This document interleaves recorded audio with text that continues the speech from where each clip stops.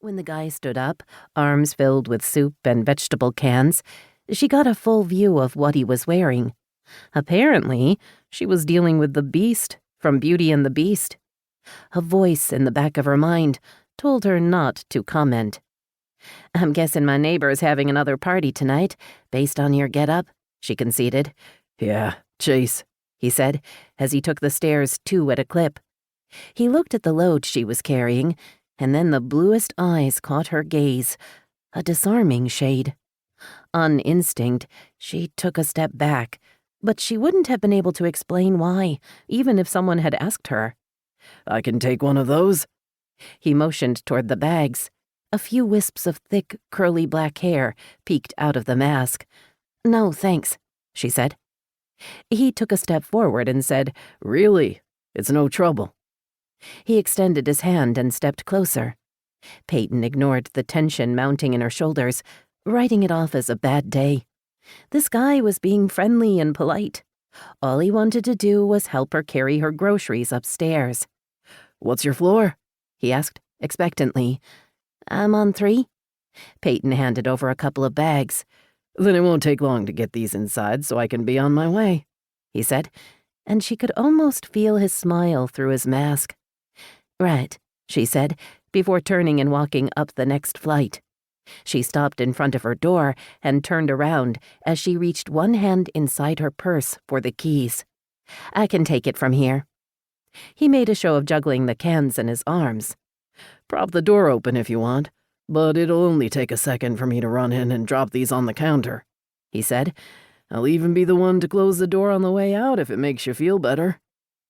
There was something in his tone that made her feel silly for not trusting him. Still, something was still niggling at the back of her mind. Against her better judgment, she nodded. Payton turned around and unlocked the door. "Okay, but keep it open," she said, as she entered the apartment, "and ignore the mess." "I promise," he said, a few seconds before she heard the door click closed. Halfway across the room already, Payton turned around to protest and was startled by the man, who was right behind her with a gun in his hand that was pointed at the center of her chest. "Yell, and you're dead," he said. "I won't," she responded, despite the shock taking hold. Her mistakes clicked into place, and she realized just how much trouble she was in. "Which way to the bedroom?" he asked. She pointed to the hallway off the kitchen. "Show me," he practically ordered. His voice was a spine-chilling mix of stress, adrenaline, and triumph. A sick feeling overtook Payton as bile burned the back of her throat. "Take off your pants and get on the bed," he ordered. "Okay," she said, as fear reverberated through her. She didn't dare look away or blink.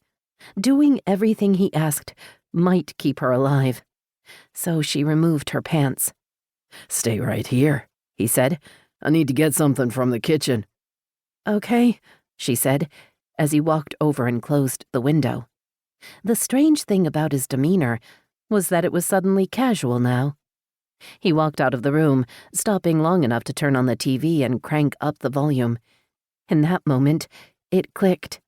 If she stayed there, she would be dead.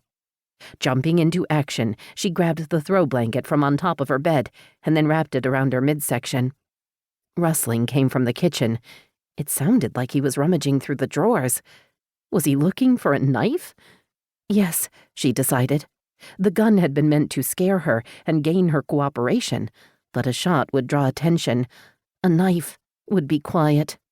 Besides, he probably assumed she wouldn't even scream at this point if he told her not to. She'd followed enough of his commands for him to relax. He had her, and he knew it. Except the bastard was wrong. With the TV creating a noisy distraction and his back turned, Payton slipped past the kitchen and right out the door. She bolted down the stairs to Chase's apartment, guessing his door would be unlocked. She gripped the door handle while saying a silent prayer it would open when she twisted the knob. It did. She bolted inside, closed and locked the door behind her, and then turned around to a stunned-looking Chase with his buddy sitting on the sofa playing video games.